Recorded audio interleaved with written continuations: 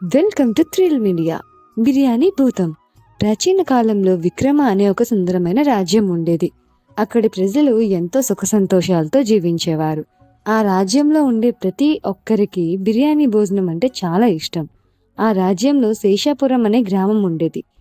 ఆ గ్రామంలో మణి అనే ఒక వంటవాడు ఉండేవాడు. మణి ఆ ఊరిలో అందరికంటే ఎంతో రుచిగా బిర్యానీ చేసేవాడు.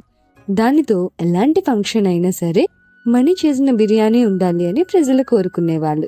మణి కూడా ప్రతి ఫంక్షన్లో ఎలాంటి తప్పు జరగకుండా ఎంతో రుచికరమైన బిర్యానీ చేసేవాడు. మణి చేసే బిర్యానీ వంటకం గురించి రాజ్యం మొత్తం వ్యాపించింది. ఒకరోజు పక్క ఊరిలో పెద్ద జమీందారీ ఫంక్షన్ ఉండడంతో మణి ఆ ఫంక్షన్కి వెళ్ళి బిర్యానీ చేశాడు.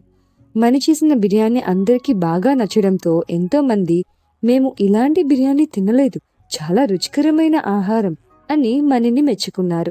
ఆ రోజు బాగా లేట్ కావడంతో జమీందారితో తన ఇంటికి వెళ్ళాలి, అంటే అడవి మార్గంలో నుండి వెళ్ళాలి, అలా అయితే త్వరగా ఇంటికి చేరుకోవచ్చు అని చెప్పాడు.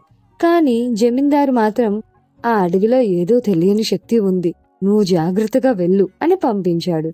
మణి ఆ రోజు చేసిన బిర్యానీ కొంచెం మూట కట్టుకొని అడవి మార్గంలో బయలుదేరాడు. కొంచెం దూరం వెళ్ళగానే మణికి ఒక వింత శబ్దం వినిపించింది.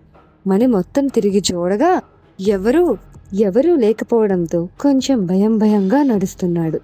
మళ్ళీ కొంచెం దూరం వెళ్ళి ఒక చెట్టు కింద నిలబడగా సడన్ గా మనిషిలాగా ఉండే నీడ వచ్చి మణిని బాగా కొట్టింది. దాంతో మణి స్పృహ తప్పి అలాగే చెట్టు కింద పడిపోయాడు. ఆ రాత్రి అడవిలో తెలియని ఒక నీడ చాలా భయంకరంగా శబ్దం చేసింది.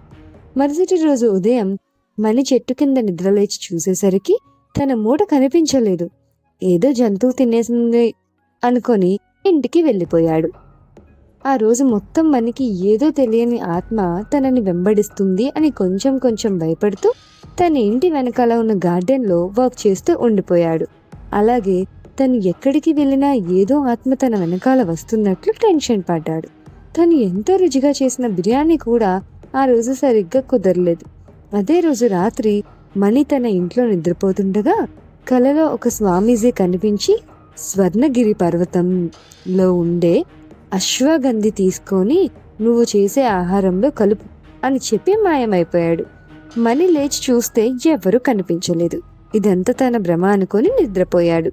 మరుసటి రోజు ఉదయం మణికి ఒక పెద్ద ఫంక్షన్కి వచ్చి రుచికరమైన బిర్యానీ చేయాలి అని ఆర్డర్ వచ్చింది.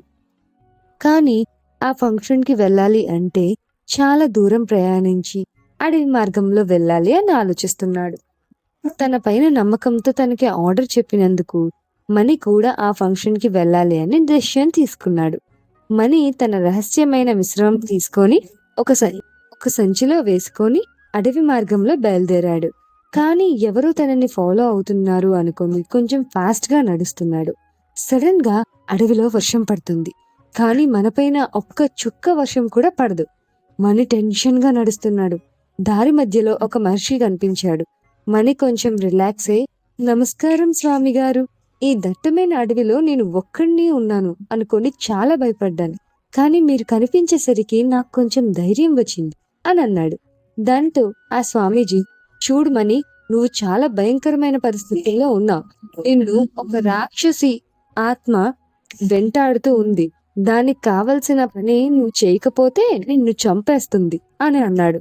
మణి మరింత భయంతో, కొంచెం అర్థమయ్యేలా చెప్పండి స్వామి అనడంతో, కొన్ని సంవత్సరాల క్రితం సంహిత రాజ్యాన్ని మితభోజుడు అనే రాజు పరిపాలించేవాడు.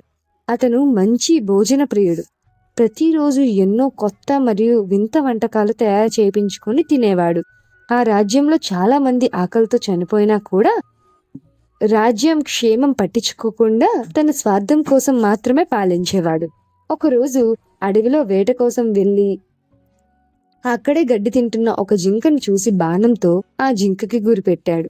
కానీ ఆ బాణం వెళ్ళి ఒక ఆవుకి తగలడంతో ఆ ఆవు చనిపోయింది.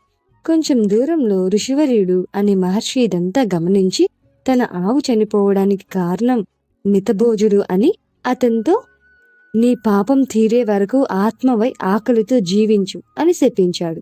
అలా ఆ రోజు నుండి నేటి వరకు ఆ ఆత్మ ఈ లోకంలోనే ఆకలితో తిరుగుతూ ఉంది. కొన్ని రోజుల క్రితం అడవిలో నువ్వు స్పృహ తప్పి పడిపోయినప్పుడు నీ వద్ద ఉన్న ఆహారాన్ని ఆత్మ తినింది. ఆ రోజు నుండి ఆత్మ నీ వెంటే ఉంది అని చెప్పడంతో మణి కొంచెం భయంతో, నేనేం చేస్తే ఆత్మ నన్ను వదిలేస్తుంది స్వామి, మీరే నన్ను రక్షించాలి అని వేడుకున్నాడు. ఆ మహర్షి, నువ్వు వెళ్ళు, జరగాల్సిన సమయంలో ప్రతిదీ జరుగుతుంది అని చెప్పి మణిని అడవి నుండి బయటికి పంపాడు. మణి ఫంక్షన్ దగ్గరికి కరెక్ట్ టైంకి చేరుకొని మంచి బిర్యానీ చేశాడు. ఆ రోజు రాత్రి మణి చేసిన బిర్యానీ తినడానికి అందరూ ఎంతో ఆతృతగా ఎదురుచూస్తున్నారు.